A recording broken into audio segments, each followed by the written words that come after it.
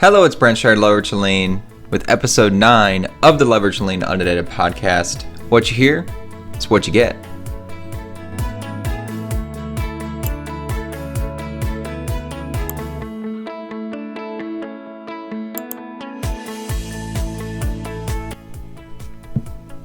All right. Thanks so much for listening in to episode 9 of the Leverage Lean UNEDITED podcast. Today is July 14th, and I wanted to bring back the podcast. This is at episode 9. This might be the first one I'm putting out on YouTube, recording myself here with my iPhone. So why, after, when did COVID start? A little before that, I kind of stopped recording this podcast, and it just kind of creeped back in my mind of like, I need to do this, and not for maybe the reasons that I would immediately think I would want to do a podcast for. I mean, to promote my startup, Leverage and Lean, to promote the macros that I'm building and putting out there, but really for a documentation purpose. I've been doing this for 3 years now, where I get up early before work and work on Leverage and Lean. And there's so much learning opportunities and growth there that I just don't want to miss. I don't want to not have those moments where I can really get my thoughts out there, because maybe that provides value. I'm not sure, and I don't want to just assume that the things that have happened throughout this journey couldn't provide someone value. So if I document that, even if it's 10 minutes a week, I think I could really capture something that I could just look back on, or someone maybe could find value. And I don't want to assume. I don't want to assume that by not doing something that it's not going to provide value. That's a guarantee. But by doing something, maybe it could. So there's just the potential for that.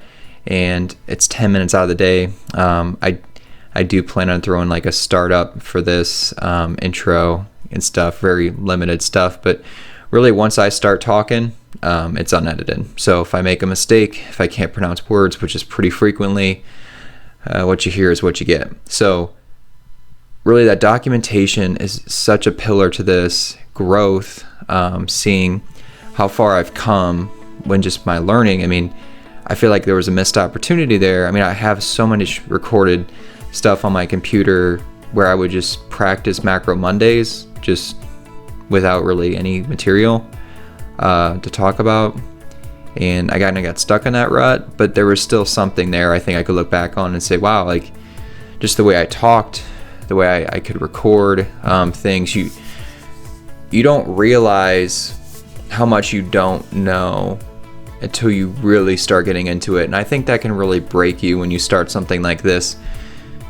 Whether it was building a website, whether it was feeling comfortable recording, there's so much area of uncomfort. You have to break through that. So maybe there's some value. Maybe there's something I could provide here. And when it comes to coming up with an idea and making that decision that I'm going to do this, period, some people struggle with that. I struggled with that for a long time of like, what is that thing I want to do? I know I always had an itch to start something of my own, but how risk averse am I? I mean, some people just would be like, yeah, like I'm just going to start this thing and get out of my way and maybe quit their full-time job and do all these things, which if I quit my full-time job, I'd probably be divorced. I have a wife, I have a kid, I have another kid on the way. Like, it's not realistic. Your responsibilities don't go away. So what is it that I could do to still kind of scratch that itch to start something? And that's when sleep, like, out the door. Like, that journey from waking up at 5 a.m. to waking up at 4 a.m., just kind of that decision, those decisions you have to make. I think talking through those could really help someone understand that it's possible to spend time doing what you want to do. You can't get rid of the responsibilities, though. You can't just forego those and just be selfish and start something. You can do both. There's just the trade-offs of the fact you got to be extremely patient. I'm going to this thing so patient that I've given myself a 5-year, 10-year window to see what this looks like. And if you don't absolutely, like, I say that and I want to pause to really get the effect there, 5 to 10 years to really see what this thing could be and what I could become. Some people would be like, nah, I'm good, I'll pass. But it's a finish line. Like I truly think that window, and it's a huge window, 5 to 10 years, that something good can happen from this, whether it's just me being a better employee, being a better resource for others, helping people, getting more views on YouTube. I don't know. I'm not going to I don't know. It's not in my plans. That's just in God's plans. And by his speed, and just being comfortable with his plan on this, but also capturing these moments on film, I think is extremely important. And I think there's been this sobering reality coming up as I have another kid on the way, that we're not immortal. I mean, our time on this world is limited. Maybe that comes with the times, with the COVID stuff, wherever you think that's at.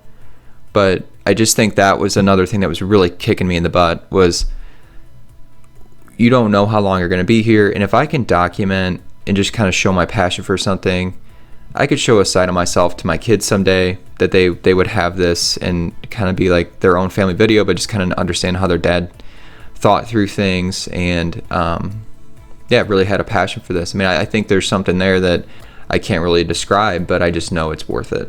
So that one's really been kind of, that one rings a bell of like, your kids could see this someday, and if you just do one of these a week, I think that would be something they could cherish, whatever the future holds.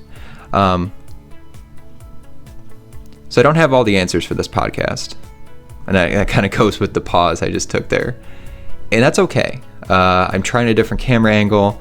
I'm gonna continue to try things. I don't have all the answers, but not having all the answers doesn't mean you don't start. Not being the perfect person at podcasting, I feel like I'm doing a bad job looking at the camera. It's just a little different. I'm not going to be perfect at this to begin with, but I don't think it's not worth it to document. I'm not necessarily creating in this environment of Leverage and Lean. I'm just going unedited and just letting this thing roll.